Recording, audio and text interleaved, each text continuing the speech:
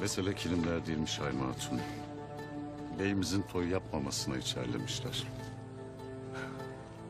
Kaya obası ne kadar nazlı olmuş böyle. Bunlarla toy değil, düğün bile yapılmaz.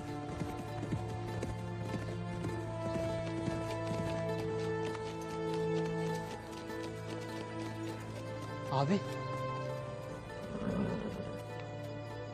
Şükürler olsun sağ salim dönebildiniz. Av nasıl geçti? Bereketli geçti Dündar'ım.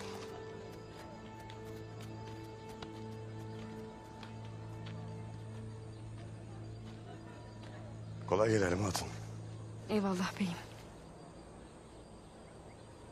Lakin yeteri kadar kilim toplayamadık. Gönlünü ferah tut. Ben boyumu tanırım. Ellerinde avuçlarında ne varsa getireceklerdir.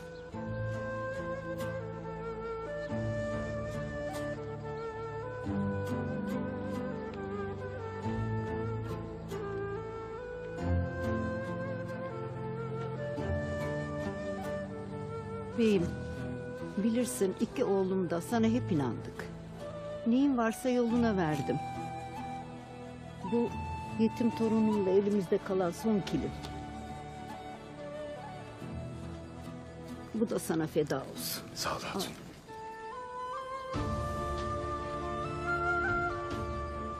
Kayı senin gibi şerefli hatunların omuzlarında yükselecektir. Sağ ol hocam. Allah razı olsun.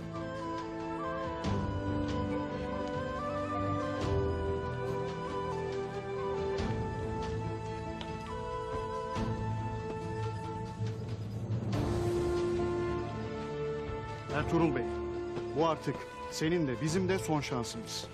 Eğer bu sefer de başaramazsan gayrı bizi bu topraklarda tutamazsın. Bilesin.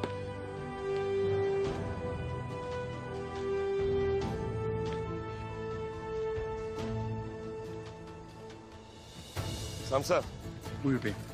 kilimleri toplayın. Emredersin beyim. Siz de benimle gelin. İstişare edeceğiz.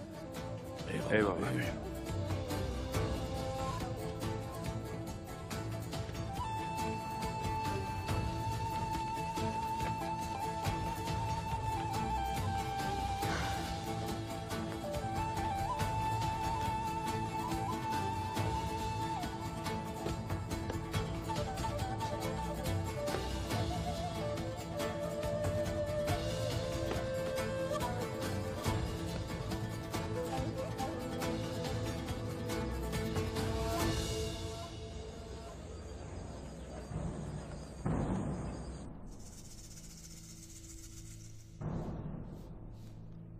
Dün gece tapınak şövalyelerinin rezil olduğu gündür.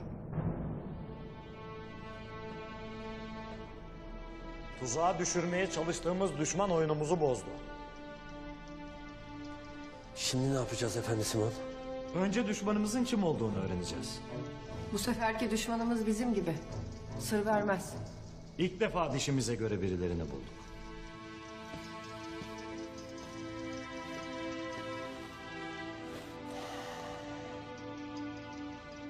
Düşman ser verip sır vermez beyim. Beyim, bu sene de kısmetimize bu gelmiştir. Lakin sandığımız kadar zeki değiller. Ellerinden büyük bir balığı kaçırdılar beyim. Suyun dela kanında değil, derinden giderinde boğulursun Turgut'um. Eyvallah Artuk Bey. Biz Noyan'la cenk ettik beyim. Bunlar yanında hafif kalır.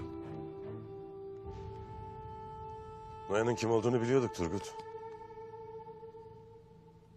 Düşmanın bile yiğidi bir başkadır. Lakin bunlar tam namussuz. Onu nasıl tanıyacağız? Bir defa geldi. Bir daha gelecektir. O da bizim kim olduğumuzu merak ediyordur. Pazara giren